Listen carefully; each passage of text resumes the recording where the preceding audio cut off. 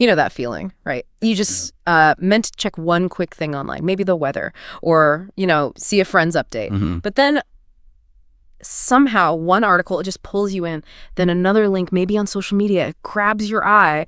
And suddenly it's like the real world just fades away. You're deep in the feed, just scrolling. And scrolling. And scrolling. Exactly. And it's not just like random stuff. It's this relentless stream, isn't it? Often just bad news, crisis headlines, political fights, scary reports, some disaster happening somewhere. It's overwhelming. Totally. And as you're scrolling through all this dark stuff, you feel it, right, in your body. Oh, absolutely. Is that like tightening in your chest, shoulders starting to creep up, maybe a knot in your stomach? Yeah, that tension. A kind of rising dread, maybe, helplessness, or even this weird, like, anxious fascination that just keeps you stuck there. It really is like getting sucked into some kind of vortex of negativity and trying to pull yourself out. It feels surprisingly hard, like really frustratingly difficult. Absolutely. And, what you're describing there, that a powerful pull, getting lost in all that upsetting information. Yeah. That's not just you. No, good. Well, not good, but you know what I mean. Right. It's become incredibly common, almost like an epidemic, really. Yeah. Especially these last few years with all the uncertainty, the global challenges. Yeah. And it actually has a name that I think perfectly captures that whole experience. Doomscrolling. Doomscrolling. Wow. Yeah. It sounds exactly like it feels like you're literally scrolling your way into, well, doom. Precisely. It's this phenomenon that's really born from this collision between our ancient biology, how we're wired, and our modern digital technology. Okay. And this deep dive today is all about unpacking that completely. Our mission really is to understand exactly what doom scrolling is. Right. Why it has such a strange, difficult to break grip on us, to really explore the very real and significant impact it has on both your mental and physical well-being. Because these effects, they're far from trivial. Okay, yeah, that's crucial. And most importantly, we want to equip you with practical, actionable, research-backed strategies. Things you could actually start using, like today, to protect yourself, to reclaim your peace of mind and, take back some control over your digital life. We've pulled together insights for you from quite a lot of sources, actually, looking into the latest research in health, psychology, media studies, and also drawing from shared personal experiences. Okay, let's do it. Let's unpack this. So starting at the beginning, a clear definition. Because, we're all online so much these days, right? Yeah. Is doom scrolling just another word for spending too much time on your phone? Or is it something specific? That's a really great distinction to make right off the bat. It's not quite the same thing. Well, yes, it happens online. Doom scrolling is specifically defined by the kind of content you're consuming. Okay. And the way you're consuming it. It's really about spending significant amounts of time, and often compulsively, intentionally seeking out and just fixating on negative or upsetting news online. So actively looking for the bad stuff. Or getting hooked on it, yeah. Think about those endless feeds you get on social media or news websites, news aggregators. Right. It's much more than just, glancing at a headline as you scroll past. It's that specific moment where you get, instantly hooked by some distressing headline or story. And then you find yourself spending long and frequent periods, as the research puts it, just diving deeper. Yeah. Clicking link after link, reading comment after comment, just consuming more and more of that negative content. It's that magnetic compulsive pull specifically towards the bad news. And we really saw this term just explode, didn't we? A few years back, it felt like suddenly everyone was talking about doom scrolling. It absolutely did, yeah. Yeah. The term itself gained widespread popularity, particularly during the early phases of the global pandemic. Right, that makes sense. Uncertainty was just sky high then, wasn't it? And people were desperate for information, any information, even if it was constantly dire. But it really extends beyond just COVID-19. It tends to thrive during any period of heightened uncertainty or crisis. Political unrest, climate change worries, international conflicts, economic instability. Basically, whenever things feel out of control. Exactly. When things feel chaotic, many people seem to gravitate towards needing to know everything bad that's happening. Almost like knowledge is power, even if it's upsetting knowledge. Yeah, I get that impulse. And the data. Yeah. It clearly reflects this urge. During recent periods of widespread uncertainty, we saw these global statistics showing a staggering 35% increase in people watching news media. 35%, wow. And a 23% increase in overall social media use worldwide. Yeah. That's just a massive amount of extra time and attention being poured into these platforms. Which creates the perfect storm for doom scrolling. Precisely. It creates this incredibly fertile ground for the habit to take root and just flourish. So again, it's really drilling down on the fact that it's not just the amount of time online, but the quality or maybe the lack of quality of the content and that compulsive pattern. Because, let's be fair, social media, the internet, they aren't all bad, are they? They connect people. They can be sources of good, balanced information sometimes, especially when we couldn't connect in person. That's a really, really important point, and our sources definitely emphasize it. It's crucial to differentiate doom scrolling from just, general online engagement. Right. During lockdowns, for instance, like you said, the internet and social media were absolute lifelines for so many. They let people maintain those virtual connections that were just essential for mental well-being. Right. And the research doesn't paint this simple picture where all time spent on social media is automatically bad for your mental health. The impact is, well, it's nuanced. It depends. It really depends on what you're seeking out online, Right. and crucially, how it makes you feel. Ah, okay. The feeling part. Yes. If your time online is mostly characterized by feeling envy or constantly comparing yourself or feeling rising anxiety and stress, then yeah, it's probably not serving you well. Makes sense. But if it's facilitating genuine connection, helping you find reliable, balanced information, or even providing uplifting or funny content, it can absolutely be beneficial. The negative impact of doom scrolling stems directly from its laser focus on distressing content. Right. And that uncontrollable, compulsive drive to just keep consuming it, even when it feels absolutely awful. That makes perfect sense, Wow. yeah. It really is the doom part of doom scrolling that's the problem. Which, okay, leads to the big question. If it makes us feel so terrible, so anxious, so helpless, why on earth do we keep doing it? What is driving us down that rabbit hole? Right. It seems counterintuitive. And this is where it gets really fascinating because it's this complex interplay. It's our deep-seated human nature colliding with the way modern technology is built. Okay. So one fundamental cause is just this inherent human drive we have to seek information, particularly when we're facing uncertainty. We want to answer. Exactly. Our brains are basically wired to try and resolve ambiguity. We don't like not knowing. So during times of elevated threat, whether that threat is real or just perceived, there's this powerful, almost instinctive desire to gather as much information as possible. Trying to figure things out. And on one hand, this has a healthy adaptive side, right?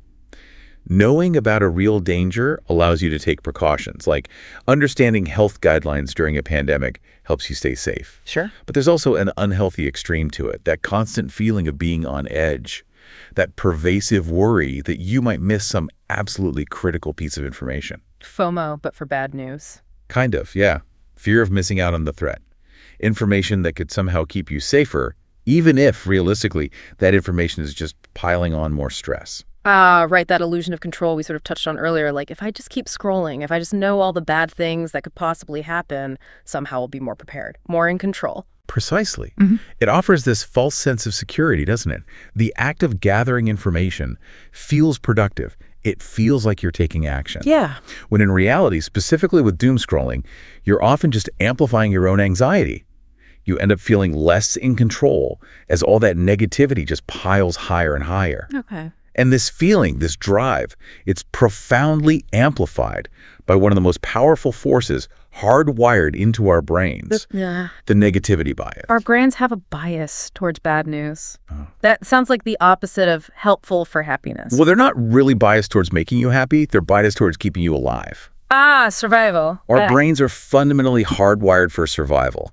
That's their prime directive, you could say. So they're designed to pay disproportionately more attention to potential threats, dangers, and negative information in our environment. Why is that? Think back to our ancient ancestors, maybe out on the savannah. Spotting that little rustle in the grass that might signal a predator lurking, that was far, far more critical for survival than noticing a beautiful sunset or a patch of juicy berries. Right. Miss the berries, you get hungry. Miss the lion, game over. Exactly. Yeah. That threat detection system is incredibly powerful and deeply ingrained. And today, fast forward to now, that same ancient biological mechanism gets triggered. By what? By alarming headlines, by graphic images, by upsetting news stories you encounter scrolling on your phone or computer. So the brain doesn't know the difference. It perceives these things as potential threats, even though they're mediated through a screen, Yeah. thousands of miles away sometimes. and it activates the exact same physiological stress response to that fight or flight system. What? So whether it's the immediate threat of being eaten by a lion or watching the latest global crisis unfold minute by minute on your screen, your body and your brain go on high alert. They demand your attention. So that primal survival instinct, the one designed to keep us safe out in the wild, it's basically being hijacked by our news feeds now. Pretty much, yeah. And it's actually working against our peace of mind in this digital age. It really is. And this challenge, this hijacking, it's often even more pronounced for individuals who already grapple with existing anxiety disorders. Okay, how so? Well, people diagnosed with conditions like, say, generalized anxiety disorder or GAD, panic disorder, OCD, PTSD, they often have a heightened need to feel in control of situations. Right. And they might already be more prone to dwelling on potential threats or worst-case scenarios. Right. So for them, doom scrolling becomes this particularly dangerous kind of trap. Why more dangerous? Because their increased drive to seek information, which is fueled by their anxiety, it paradoxically just generates more fear and anxiety. It creates this really vicious cycle. So the thing they're doing to cope with anxiety actually makes it worse. Exactly. It becomes what our sources very aptly describe as a maladaptive coping mechanism. You're trying to cope, yes, but the method you're using actively harms you in the long run. It's like trying to put out a fire with gasoline. Wow. That analogy really hits home. Pouring fuel on the fire instead of water. And I think I read somewhere that younger brains might be even more susceptible to getting caught in this. Yes, that's another key finding that comes up. The prefrontal cortex, that's the part of the brain responsible for all those higher-level executive functions, things like impulse control, decision-making, planning ahead. The adulting part of the brain. Kinda, yeah. Yeah. And that part is actually still developing throughout adolescence and even into the early 20s. It's not fully cooked yet. Right. And because this crucial area for regulating impulses isn't fully mature yet, teens and young adults can find it even harder to exert conscious control. To break that cycle of doom scrolling once the compulsive urge kicks in, their developing brains are, in a sense, just less equipped to resist that powerful pull. Okay, so we've got our basic human drive for information, the negativity bias, existing anxiety issues, brain development, and then you layer on top of all that the way the technology itself is actually built. Exactly. That's the final piece of the puzzle, and it's a big one. The platforms themselves, they aren't neutral bystanders in this. What do you mean? The very design of social media apps and news algorithms actively contributes to this addictive, compulsive behavior. They are engineered, fundamentally, to maximize your engagement, to keep you on the platform longer. Right, that's their business model. Eyeballs on screens. Precisely. Yeah. And maximizing engagement often means prioritizing content that is emotionally resonant. And unfortunately, negative, alarming, or outrageous content is often highly effective at grabbing and holding our attention. Remember that negativity bias? Yeah, it feeds right into it. Absolutely. So they use things like clickbait headlines crafted specifically to exploit our negativity bias and our curiosity gap. They trigger an emotional response that just makes us have to click. And then you have design features like the endless scrolling feed, that infinite scroll. It removes any natural starting point. There's no end of the page, no final chapter. It makes it incredibly easy to just keep going and going, losing all track of time and purpose. It just never stops. That continuous, unbounded feed format is highly conducive to compulsive behavior. And when you consider that research indicates, well over 50% of Americans now report getting their news primarily via social media platforms. 50%, that's huge. It is. So these platforms, designed this way, become the significant pathways leading users directly into the heart of doom-scrolling potential. It really is a perfect storm, isn't it? Our ancient survival wiring meets modern algorithmic design, all stirred up by moments of global uncertainty. Yeah, it's fascinating. And also kind of terrifying when you lay it all out like that, how all these forces just converge on us. So, okay, given all of that, how can someone actually tell? How do you know if you've really fallen into the habit of doom scrolling? What are the clear signs we should be looking for, maybe in ourselves, or perhaps noticing in people we care about? That's the next logical step, right? Spotting the signs. And our sources provide some really clear indicators. Think of it like a self-assessment checklist. You can just see if any of these resonate with you. Okay, let's hear them. All right. One of the most straightforward signs is simply spending long and frequent periods of time reading news stories. Much, much longer than you'd actually need to just get a general update on what's happening. Hours instead of minutes. Potentially, yeah. Another key sign is feeling that repeated, almost insistent urge to check the news throughout the day, even when you know it's probably going to be upsetting or just more of the same. That little nagging feeling. Exactly. You might also find yourself reading multiple articles about the exact same negative topic, just cycling through different sources, different angles, all covering the same distressing event. Like you can't get enough, even though it feels bad? Right. It's like you're searching for something, but you don't know what, and you just keep digging in the same negative hole. Okay. A more intense sign is really fixating on negative articles for hours, truly getting stuck in that feed, completely losing track of time, maybe forgetting meals or other tasks. Zoning out completely? Yeah. And then there are the signs related to the impact of the habit. A significant one is noticing that you feel on edge or sad most of the day after you've been consuming news. That lingering bad mood. That lingering negative mood, exactly. That inability to just shake off the feeling you got from the news, that's a real red flag. Okay. You might also start neglecting other responsibilities, things you actually need to do for work or for your family or just basic personal care, because you're repeatedly checking headlines or diving back into that feed instead. Putting off real life for the screen.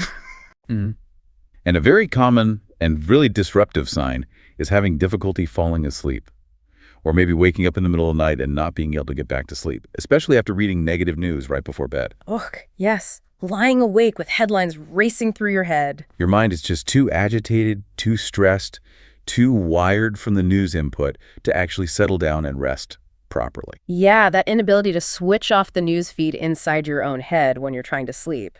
That's a very tangible consequence, isn't it? It sounds like these signs really span the gamut, from internal urges and thought patterns to very clear impacts on your daily functioning and your emotional state. They really do. And these signs, they point directly towards the very real and often significant toll that this constant barrage of negative input takes on our overall mental and physical well-being. This isn't just about feeling a bit down sometimes. The effects are genuinely physiological and psychological. Okay, let's delve into that then. What does this steady diet of distressing information actually do to our minds and bodies over the long haul? The impact is substantial and, unfortunately, often quite detrimental. Let's start with mental health. For individuals who already have pre-existing mental health conditions, doomscrolling can act as a powerful amplifier. Makes things worse. Significantly worse, yeah. Our sources highlight that it can really deepen or worsen symptoms of conditions like major depressive disorder, MDD, generalized anxiety disorder, GAD, obsessive compulsive disorder, OCD, PTSD, and even panic disorder. Wow, across the board. For someone who's already prone to these issues, that constant exposure to perceived threats and negativity, it can feel like, as one source put it, stepping into quicksand. Quicksand? Yeah. It just rapidly pulls them down into deeper levels of distress or rumination or panic. It validates and reinforces their existing fears and anxieties, making recovery much harder. That's a really powerful and frankly scary image. Stepping into quicksand. It really underscores that this isn't just a passive habit. It's actively harmful, especially for people who are already vulnerable. It absolutely is. And the harm extends directly to our physical bodies, too, through that physiological stress response we talked about earlier. The fight or flight thing. Exactly. When you watch or read upsetting news, your body reacts as if it's facing an immediate physical threat. This triggers the release of stress hormones, adrenaline gets you revved up, and crucially, cortisol, the primary stress hormone. Okay. Your body basically gears up for fight or flight, and you experience those physical symptoms that are characteristic of being under acute threat. Yeah. Your heart rate speeds up, your breathing becomes shallow and rapid, your muscles tense up, maybe your digestive system gets upset. So even though I'm perfectly safe on my couch, scrolling my phone, my body is getting the signal that there's a tiger in the room. Essentially, yes. Your nervous system doesn't always make that distinction effectively when the input is emotionally charged threat information. Right. And while this whole response is obviously helpful in a genuine emergency, the problem is chronically elevated levels of cortisol. When this system is triggered repeatedly, day after day, due to constant negative news consumption, that has significant negative consequences. Like what? Over time, consistently high cortisol levels exhaust the brain and the body. It can impair your immune system function, making you more susceptible to illness. It can disrupt sleep patterns, affect digestion negatively, and contribute to chronic inflammation throughout the body. Inflammation. I hear about that a lot now. Yes, and chronic inflammation is now being linked to a really wide range of serious health issues, everything from heart disease and diabetes to autoimmune conditions and even some mental health disorders. So the stress isn't just in your head, it's a full body burden with potential long-term health implications. Wow. Okay, so it's not just a mental strain, it's a systemic physical reaction. That's sobering. What about the direct impact on the brain itself, beyond just the stress hormones flooding the system? Yeah, there are several key cognitive functions that seem to be affected quite directly. One big one is a shortening of your attention span. Makes sense. Everything's so fast online. Right. The constant novelty, the rapid-fire delivery of headlines, the emotional intensity of distressing news. It basically trains your brain to crave that continuous stimulation, that constant dopamine hit of something new and alarming. Uh-oh. And this makes it increasingly difficult to focus on tasks that are less emotionally charged or slower paced. Things like reading a physical book, working deeply on a single project for an extended period, or even just engaging in quiet contemplation or reflection. Things that actually require sustained focus. Exactly. Rapid scrolling in particular really reinforces this pattern of quickly flitting from one piece of information to the next, actively eroding your ability to sustain attention over time. So it's like we're actively training our brains for distraction rather than for focus. In a way, yes. It's reshaping your attentional habits, often unconsciously. Another significant impact is information overload. Brain fog. Kind of, yeah. Distressing, complex, and often overwhelming content takes up a huge amount of space in your working memory. Think of working memory as like your brain's temporary mental desk space, the area where you hold and manipulate information right now to think, plan, and solve problems. Okay. When that mental desk is just piled high with anxiety-inducing news headlines, disturbing images, conflicting reports, there's simply less mental bandwidth available for productive thinking, for creative problem solving, or even just for processing everyday tasks effectively. You run out of space. You do. And this leads directly to that feeling of mental exhaustion or brain drain that people often report after a long session of doom scrolling. You just feel cognitively depleted, like you can't think straight anymore. That brain drain feeling is definitely familiar after falling down that rabbit hole sometimes. Yeah. And it can also subtly, but quite powerfully, warp your perception of reality over time. How so? Studies indicate that individuals who consistently consume large amounts of negative news tend to overestimate the frequency and the severity of real-world dangers. You start to think the world is worse than it is. Essentially, yes.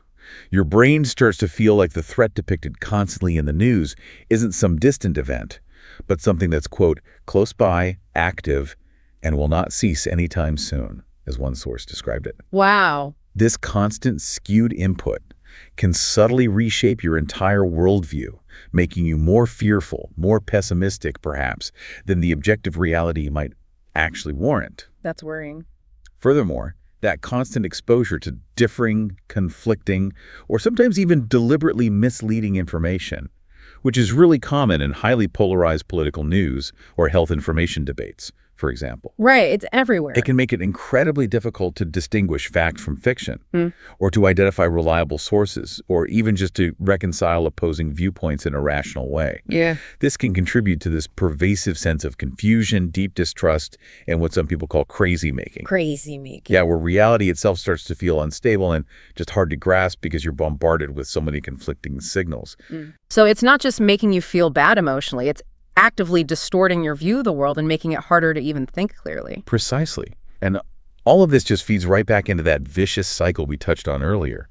Instead of feeling empowered or informed or in control after consuming all this news, doom scrolling typically leaves you feeling more helpless, more stuck in rumination, just replaying negative thoughts over and over with heightened levels of anxiety. It actually reinforces the very fears that might have initially driven you to seek the information in the first place. It's a self-perpetuating trap. A trap indeed. Yeah. And all this time, all this mental energy being poured to scrolling, it has to be taking away from other parts of life, right? Important things we should be doing for our actual well-being. It absolutely does. And this is a crucial but often overlooked consequence. Yeah. That excessive time spent online, especially when it's dedicated to a habit like doom scrolling, directly displaces healthy activity. Like what? Activities that are fundamental for replenishing our mental and physical health. Things like getting outside for fresh air and sunlight, engaging in physical exercise, having meaningful, real conversations with friends and family in person, ideally pursuing hobbies you enjoy, or simply getting adequate, restful sleep. The basics. The absolute basics, all of which are vital for stress reduction and building resilience. They get squeezed out by the screen time. Right. And this displacement can then exacerbate feelings of disconnection, loneliness, and just being sedentary, which further contributes to both mental and physical health problems. Yeah. It's another layer of that cycle. And does it make phone addiction worse overall? Our sources do highlight that doomscrolling can absolutely act as a driver of general smartphone and social media dependence itself. The more you engage in this specific compulsive behavior, the more you reinforce those neural pathways associated with constantly checking your device. You're strengthening the habit loop. So it makes you want to check even more. It can, yeah. Conversely, some research suggests that intentionally abstaining from social media use on phones, even for short periods, can actually help decrease this general dependence over time. Yeah. Wow. It really sounds like a deeply entrenched habit with some really wide-ranging negative impacts. It honestly feels a bit daunting to think about breaking free. But you mentioned there are practical strategies. Yes. What can we actually do? How do we stop or at least significantly reduce this doom scrolling? Where do we even start? Yeah, it can feel overwhelming, but the good news is that while it's definitely a powerful habit, it is a habit. And like other habits, it absolutely can be changed with conscious effort and the right strategies. Okay, hope. Yes, definitely hope. The absolute first step, the foundation for everything else, is simply acknowledging the habit exists and then being maybe brutally honest with yourself about it. Catching yourself in the act. Exactly. Catch yourself doing it. And then in that moment, try to understand why. Why are you scrolling right now? Are you bored? Are you feeling anxious and seeking reassurance that things aren't that bad? Or maybe looking for guidance on what to do. Right. Or are you maybe unconsciously seeking to confirm your existing fears or anxieties? Becoming mindful of the root cause driving the behavior in that specific moment is really key. Why is knowing the why so important? Because it helps you identify the underlying need that you're trying to meet, perhaps in a maladaptive way, through scrolling. Okay, so instead of just trying to stop the behavior cold turkey, understand the motivation behind it first. Exactly. Because once you understand the why, you can start figuring out how to address that root need in healthier, more constructive ways, rather than just constantly battling the symptom, which is the scrolling itself. Right. Address the cause, not just the effect. Precisely.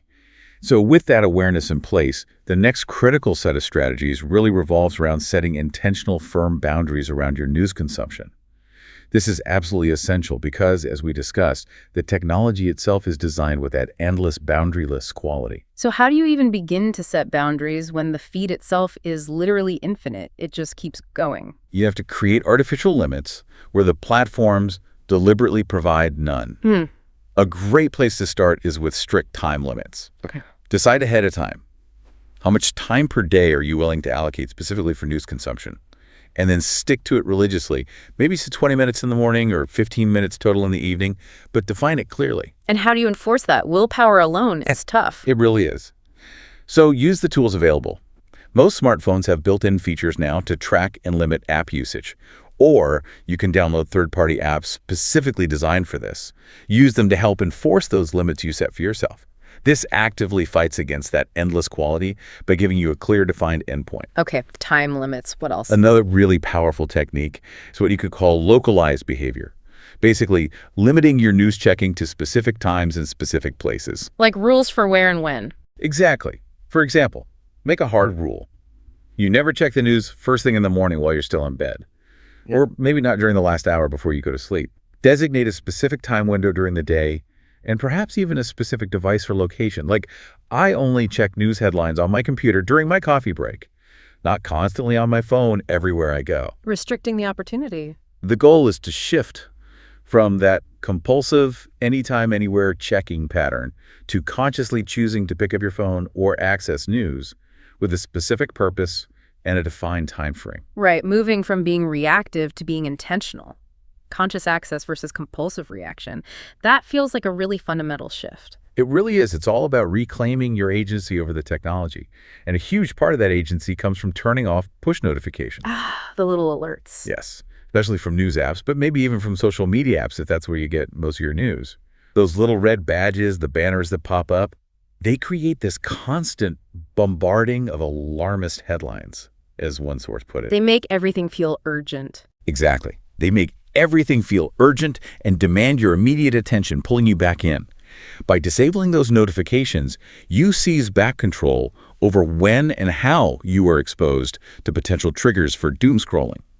You decide when to check in, not the app or the algorithm interrupting your life. Turning off notifications. It sounds so simple, but I can immediately see how powerful that could be in just breaking that constant reactive cycle.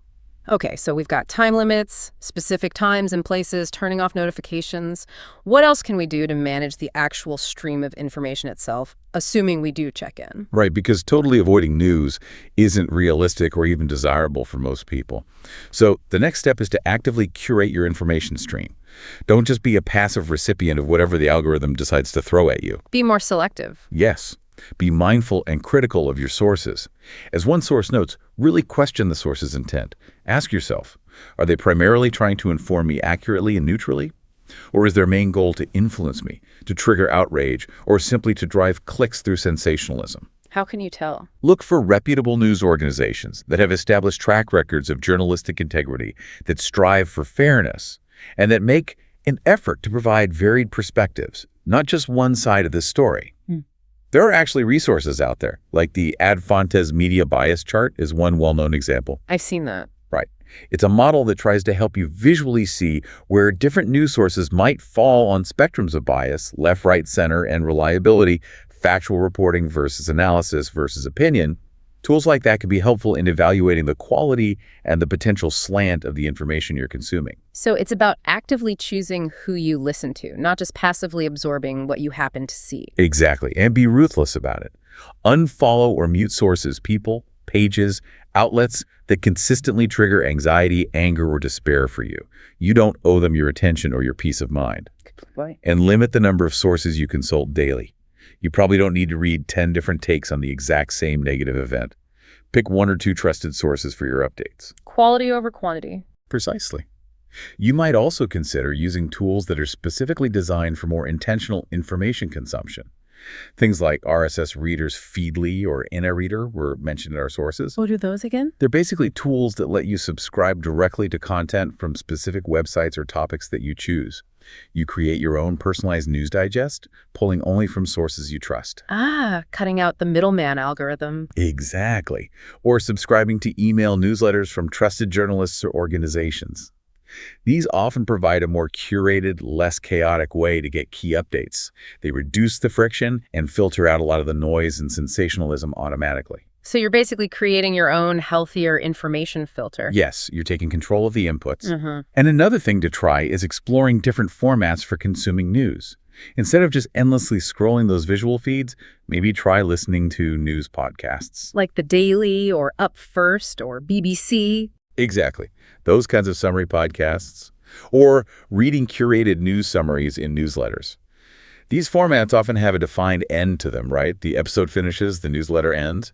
That makes it much easier psychologically to stop consuming compared to the infinite scroll, which just encourages you to keep going. That's a good point. Finite versus infinite. And for some people, just reading articles is actually less triggering than watching video news, simply because there's less likelihood of encountering disturbing or emotionally charged imagery that can really stick with you. Less visceral impact. Right. Also, consider intentionally reducing your consumption of overwhelming national or international news and focusing more of your attention on local or state issues. Why local? Because you're generally more likely to feel a sense of agency or see potential for direct impact on issues affecting your immediate community. That can feel much less overwhelming and helpless than trying to grapple with huge global crises where your individual influence feels negligible. That's a great point. Focusing on where you might actually be able to make a difference can shift you from feeling helpless to feeling maybe a bit more empowered. Exactly. Okay, so that's about managing the external flow of information. What about managing our internal reaction when we do encounter upsetting news? That's another absolutely critical piece of the puzzle. Learning to shift your internal state and focus while you're consuming news or immediately after. A key practice here is cultivating mindfulness about how the news is actually making you feel in real time. Tuning into your body again. Yes. Pay close attention to those physical sensations we talked about, the tightening chest, the rapid heart rate, the tense shoulders. And notice your emotional responses too, that rising anxiety, the stress, the sadness, the anger. What do you do when you notice them? Recognize them as powerful signals. They're messages from your body and mind telling you, this content is harming me right now. It's time to stop, or at least step away for a bit. Treat those physical and emotional signals as your internal stop sign. My body has my back. I just need to actually listen to it when it waves the red flag. Precisely. Your body is communicating incredibly important information about your well-being. Listen up. Also, actively work on avoiding catastrophizing. Jumping to the worst possible conclusion. Exactly. When a negative headline triggers your mind to immediately leap to the absolute worst-case scenario, which anxious minds are very good at doing, consciously pause. Question that thought. Ask yourself, okay, is that the only possible outcome here? What is a more realistic outcome? What are other possibilities? Challenge that automatic worst-case thinking pattern. Push back against the doom spiral. Yes. You can also use a simple technique from cognitive behavioral therapy called thought stopping. When you notice that compulsive urge to check the news hitting you, or when you find yourself already spiraling down into negative news consumption, just pause and mentally visualize as clearly as you can a big red SUP sign. A mental red light specifically for doom scrolling. I like that. It's concrete. It's a simple, quick mental interruption. It gives you just enough space to break the thought pattern before it completely takes over and potentially choose a different path, a different action. Okay. And alongside managing the negative input, it's vital to intentionally seek out and consume positivity. You have to actively counterbalance the negativity. How do you do that without just sticking your head in the sand? It's not about ignoring reality. It's about remembering that reality is complex and multifaceted. It's vital to remember that not all news is bad news, and the world still contains immense beauty, kindness, human connection, and progress alongside all the challenges. So actively look for good news stories. There are websites and apps dedicated to positive news. Right. Watch something genuinely funny that makes you laugh out loud. Look at happy photos maybe of loved ones, pets, or beautiful places. Read uplifting articles or books. Engage with positive, hopeful content online. It's about achieving a more balanced information diet. As one quote from our sources put it beautifully, if you look for the good, you will find it. It is there. Integrating positive content can actively counteract the brain's natural negativity bias over time. You can also use simple positive mantras or affirmations to help recenter yourself when you feel overwhelmed, reinforcing thoughts like, I am safe right now, or everything is going to be all right, or I can handle what comes my way. Whatever resonates with you. So actively building resilience by intentionally seeking out the good and positive and reminding yourself of your own strength. Yes, you're actively training your brain to see more than just the threats. And remember to focus on what's actually within your control, which is often just the right now. The future is inherently unpredictable, right? Yeah. And huge global events are often far beyond your personal influence. Go. So when you're feeling overwhelmed by the news, ask yourself this simple question. What will help me feel better in this exact moment? What is one small, positive, or productive thing I can do right here, right now, that I can actually control? This shifts you out of that paralyzing, future-focused anxiety and back into present moment action. Grounding yourself in the present. Exactly. And practicing gratitude is another incredibly powerful tool here. Regularly taking just a moment, maybe first thing in the morning or last thing at night, to reflect on what you are genuinely grateful for. It has profound effects. Even when things feel bad. Especially then, perhaps. Maybe the gratitude is prompted by the contrast with the difficult news you're seeing. I'm grateful for my safety. Or maybe it's just a general practice. I'm grateful for my friend's support. Research shows this simple practice can significantly improve mood, enhance sleep quality, and even reduce physiological markers of stress and inflammation over time. Gratitude is a really potent counterbalance to the fear and despair that doom scrolling tends to foster. Gratitude as an antidote to doom. That's a powerful thought. And a very practical tip you mentioned earlier, maybe the simplest one, was just doing something else entirely. Exactly. This is perhaps the simplest strategy on paper, but often the most challenging to implement in the moment. When you catch yourself starting to doom scroll or even just feeling that strong urge, immediately pivot. Do a different activity. Switch gears completely. Yes, it could be another activity online, sure, but ideally it's something completely different. Log off. Put the device down. Physically get up and move to do something else. Go for a walk, stretch, Talk to someone, do a chore, listen to music, anything to break that chain of association and behavior. The quicker you interrupt the pattern, the easier it is to prevent the full downward spiral. So redirecting that compulsive energy towards something else entirely, preferably something offline. What about taking a more significant break, like stepping away from screens altogether for a while? That's where embracing screen-free self-care becomes really important, and also taking real-world action based on what you're seeing. Okay. So first, intentionally schedule significant periods of time away from all screens, your phone, your computer, your tablet, your TV. Allow your eyes and your mind to truly rest and reset. What kinds of things help? Engaging in activities like yoga, meditation, taking a relaxing bath, going for a walk or a run outdoors. Nature is great for this. Journaling your thoughts and feelings, reading a physical book or magazine, engaging in a creative hobby like drawing, painting, playing music, or simply having an unstructured face-to-face conversation with a loved one. Getting back to basics. These activities are absolutely crucial for mental health replenishment and for building resilience. They ground you firmly in the present moment and in your physical reality, pulling you out of that abstract, often anxiety-provoking digital world of threats. And physical activity seems particularly important in that list. It really is. Moving your body, whether it's a brisk walk, hitting the gym, dancing in your living room, or practicing yoga, is incredibly effective at disrupting the physiological stress response. How does it work? It reconnects you with your physical self, gives your mind a much-needed break from rumination and worry, and it triggers the release of those feel-good neurotransmitters like serotonin and endorphins. These actively counteract the effects of stress and anxiety. Physical activity is a really powerful, direct antidote to the sedentary, anxiety-inducing nature of doom scrolling. Move your body, change your mind. Pretty much. And then, thinking about taking action. If a particular news story is genuinely upsetting you or making you feel concerned, is there a way to channel that energy productively instead of just scrolling more and feeling worse? Good question. Absolutely. This is key. Replace passive consumption with active engagement and action, where possible and appropriate. If a news story sparks concern or even outrage in you, try to channel that energy into some form of real-world contribution instead of just consuming more and more news about the problem. Like what kind of actions? Well, could you donate even a small amount to an organization that's working effectively on that issue? Could you volunteer your time or skills locally? Could you contact your local or national political representative to voice your concerns or advocate for a certain policy? Could you even just discuss the issue constructively with a trusted friend or community member to explore potential solutions or perspectives together? Moving from spectator to participant. Exactly. Getting involved, even in small ways, with a group or a cause that's working on issues you care about is incredibly empowering.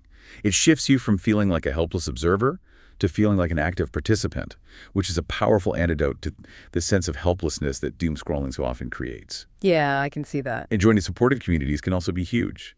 Things like affinity groups for people who might be facing specific prejudice or injustice related to current events.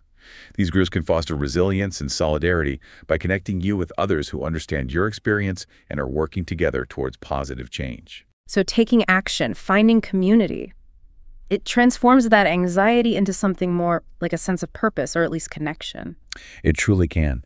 And then just more broadly, making sure you dedicate regular time and energy to activities that genuinely bring you joy, satisfaction, and a sense of meaning in your life. The good stuff. The really good stuff. This could be positive social activities, spiritual practices if that's meaningful for you, engaging deeply in hobbies you love, practicing mindfulness consistently, or spending quality time with pets. Animals are great stress relievers. Yes, they are. Intentionally building these sources of positivity and fulfillment into your life enhances your overall optimism and builds your mental fortitude. It makes you much more resilient overall to the negative impact of external stressors, including difficult news. Okay. And then there's the most maybe extreme step. We could talk about doing a full digital detox. Is that something people actually do? Does it help? Yes, a digital detox is definitely a strategy some people employ. It's basically a deliberate period of abstaining from digital devices, particularly smartphones and social media, for a defined duration. Could be just a few hours, a full day, a weekend, maybe even longer. Sounds hard. It might initially sound daunting or even impossible in our hyper-connected world, but the research that our sources reviewed suggests it can often be less challenging than people anticipate. Many people actually report feelings of pleasure, relief, and liberation during and after a detox period. Really? Relief. Yes, of course, it's not all easy. Some might experience feelings of alienation or that fear of missing out, FOMO intensely, or just plain boredom, especially at first. And it's important to be mindful that the boredom doesn't just lead you to substitute one screen activity for another, like binge watching TV instead of scrolling if you're not intentional about filling the time differently. Right. But overall, it sounds like it can be genuinely beneficial. The studies have demonstrated that even relatively short digital detoxes can be very effective in reducing that dependence on smartphones and social media. They're linked to positive outcomes like improved sleep quality, increased overall life satisfaction, and significantly reduced stress levels. And interestingly, some of these positive effects seem to last for weeks, even after the detox period officially ends. Wow, lasting effects. So how would someone try it? Suggestions from the sources include things like implementing personalized detox limits. Maybe you just detox from one specific problematic app, or only during certain hours like evenings and weekends. Aggressively reducing or eliminating alerts beforehand can make it easier. And even fully logging out of your accounts for the duration can help remove that easy access temptation when you instinctively reach for your phone. Making it harder to slip back. Exactly. It's really about consciously breaking that ingrained habit loop and giving your brain a genuine chance to rest, reset, and find other ways to engage with the world and with itself. So a temporary intentional break can actually be a really powerful reset button, a way to reduce that deep-seated dependence and maybe rediscover life beyond the glowing rectangle. It absolutely can be a transformative experience for some people. Now, while all these strategies we've discussed are highly effective for many, it's also really important to recognize that for some individuals, doom scrolling can be more than just a bad habit they can tweak on their own. Okay. It can become deeply intertwined with underlying mental health challenges that are much more difficult to manage without professional help. So when does it cross that line? When does it move from being a bad habit you need to work on to something that requires seeking professional support? That's a crucial question.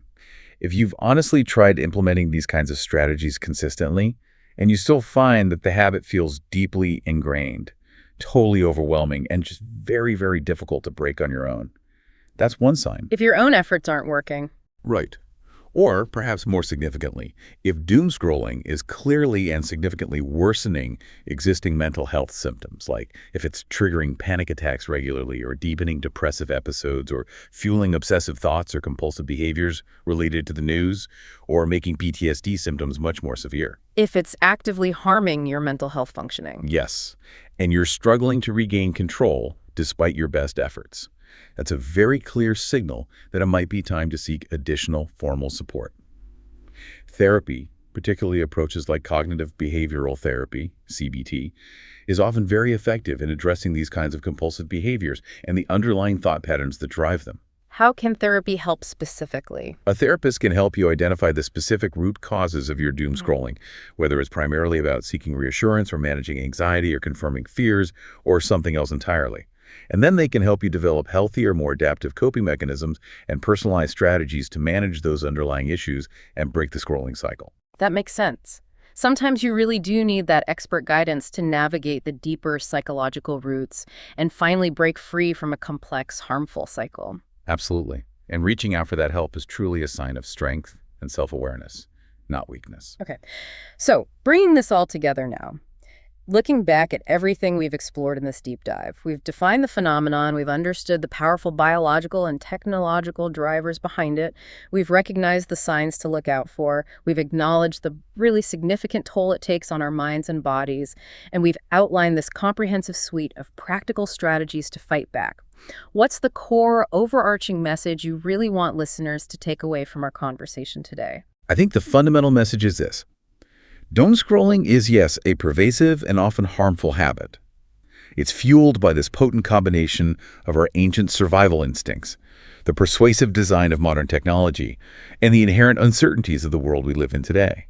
It absolutely has tangible negative impacts on both our mental and our physical health, contributing to anxiety, stress, inflammation, impaired thinking, and more. Well. But the absolutely crucial part, the empowering part, is that while it's powerful, it is ultimately a habit. And like other habits, with awareness, with intention, and with consistent effort using the right strategies, it can be changed and managed. So it's not some inevitable consequence of just being online in the 21st century. It's something we actually have agency over. Exactly. You are not powerless against the scroll.